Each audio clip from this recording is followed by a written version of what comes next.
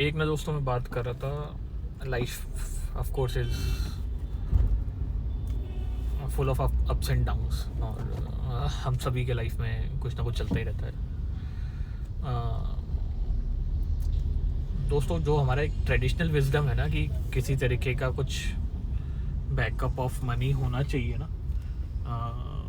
ये ना दोस्तों एक बहुत सच्ची बात है। तो मैं आपको बताऊँ ना, मेरे साथ लाइफ में 2 किस्से ऐसे हुए। एक बार तो क्या हुआ दोस्तों, जब ये बात है जब मैंने जॉब स्टार्ट कर दिया था, तो मेरे को कुछ साल हो गए थे जॉब करते हुए। एंड फिर एकदम से ना, वैसे तो मैं बहुत सोच समझ के खर्चा करता हूँ, फालतू खर्चा करता नहीं हूँ। बट एक बार क्या हुआ कि कुछ एकदम से फाइनेंशियल क्रंच आ गया, कुछ मेरी ही बैड फाइनेंशियल प्लानिंग के कारण। और दोस्तों, वो समय ऐसा था कि मुझे ना अपना प्रोविडेंट फंड ब्रेक करना पड़ा दोस्तों। और वो प्रोविडेंट फंड कुछ लाख का हो गया था अभी, और उसको ब्रेक करके मैंने फिर अपना वो जो क्रंच था, फाइनेंशियल क्रंच था या जो मेरी तकलीफ़ थी, वो मैंने उस प्रोविडेंट फंड को अपने शहीद करके निकाली। तो भगवान की कृपा से वो सिचुएशन निकली, हालांकि मेरा प्रोविडेंट फंड गया उसको सॉल्व करते करते। एंड दोस्तों, एक बार दोबारा ऐसा हुआ, फिर उससे कुछ सालों बाद ना मैं अपना कुछ और सिचुएशन में फंस गया था। तो फाइनेंशियल क्रंच हुआ, और फिर मेरे को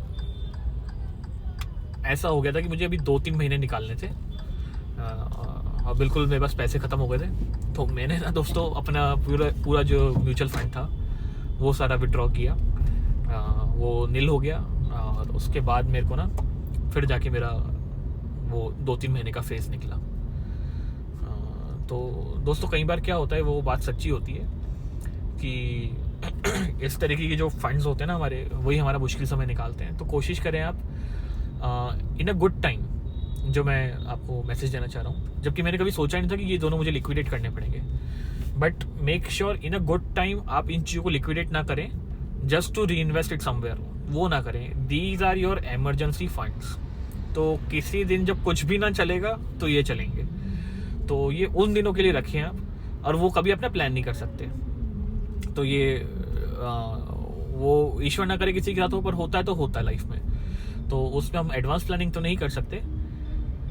पर यह है कि हाँ, इन तरीके के जो फंड्स हैं, प्रोविडेंट फंड्स, कोई तरीके का कुछ कभी कुछ जो भी हमारे ये फंड्स होते हैं, पीपीएफ हुआ या तो ईपीएफ हुआ, म्यूचुअल फंड्स कोई हमारे कहीं पड़े हैं, पैसे की ज़रूरत है तो इनको यूज़ करें। कम से कम इनको इसलिए ना तोड़ें कि हमें यार इसको कोई बेटर रिटर्न कहीं और मिल जाएगी। तो ये जो बड़े जो ये वाले होते हैं ना, लॉक इन वाले 15 साल का, जैसे पीपीएफ पे लॉक इन होता है या हमारे ईपीएफ रिटायरमेंट मनी होता है, एकदम खास सिचुएशन पे ना इनको आप मजबूरी आपसे लिक्विडेट कराएगी, तब आप इनको छेड़ें। अदरवाइज मैंने क्या देखा ना, लोग प्रोविडेंट फंड इसलिए भी ब्रेक कर रहे हैं कि जी स्टॉक मार्केट में बेटर हमें इसका रिटर्न मिल जाएगा। पर जो समझने वाली बात दोस्तों ये है कि जो सिक्योरिटी नेट है ना, वो भी एक रिटर्न में काउंट होना चाहिए, जो हम लोग नहीं करते हैं। तो जो हमें सिक्योरिटी इन रिटर्न मिल रही है, वो कहाँ से आप स्टॉक मार्केट से लाएंगे। तो कोशिश करें इन चीज़ों को लिक्विडेट ना करें इतनी आसानी से।